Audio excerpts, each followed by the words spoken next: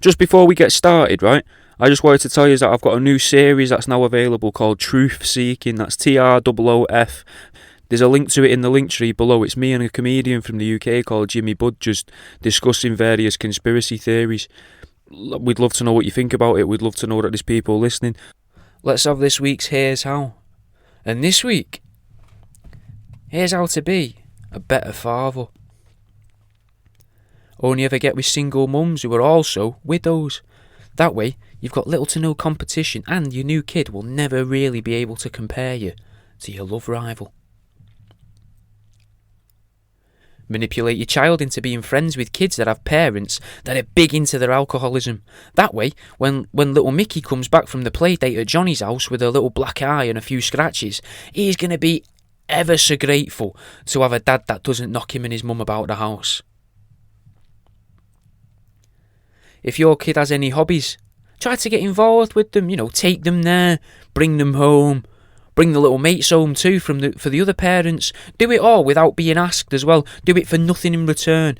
This gives you a sort of buffer in life because all the other parents think you're kind of sound and they'll always be willing to look the other way for any slight discretions in behaviour from you. Meaning you can relax more at parties and not have everyone thinking you're a dick or a bad dad, because everyone knows that you're the guy that they can rely on to bring the kids home from Cubs on a Friday night.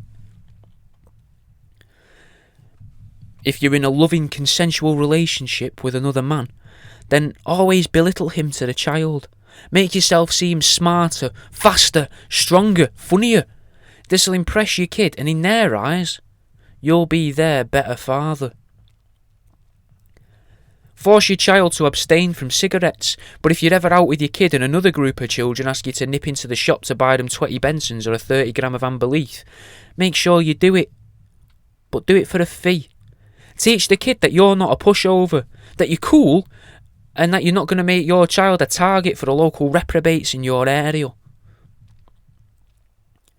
Get track marks tattooed all over your arms and legs. That way, when you're on holiday, people will see you living life, happy and content, and they'll think that you gave up all the heroin for the sake of your child and your marriage, meaning that they already think that you're the hero of that pool. Look up all the stages of childhood, like starting fires, your first alcoholic beverage, first cigarette, first bit of recreational drug use, first kiss and losing your virginity. Then facilitate all of them in the comfort of your own home. Now, the kid knows, they're not a child anymore, and they're now the coolest kid at school or at college. All thanks to you, the best dad in the world. Organise a charity fight amongst the other school dads, then proceed to train like a madman and batter as many of them as possible, giving your kid the authority at school of, my dad'll batter your dad, When shagging the kid's mother, make her shout, you're the daddy, so that the kid can have it reaffirmed in the beliefs that you are in fact the daddy. Buy loads of them number one dad mugs, right? And always be giving them out at work or to other co-workers whilst in front of women, though, saying things like, yeah, mate, I don't need this to know that I'm a great father. I can see it in my kids' grades at school and how he's pretty cool to hang around with, people like being around with him. All the other dads are always telling me about how their daughters fancy my lad, so I don't need this mug to believe that I'm a good dad. And that's the end of this week's Here's How.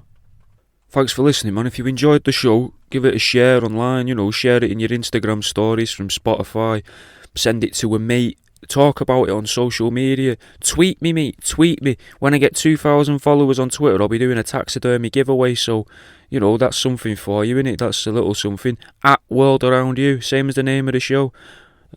I'll see you in a bit, mate.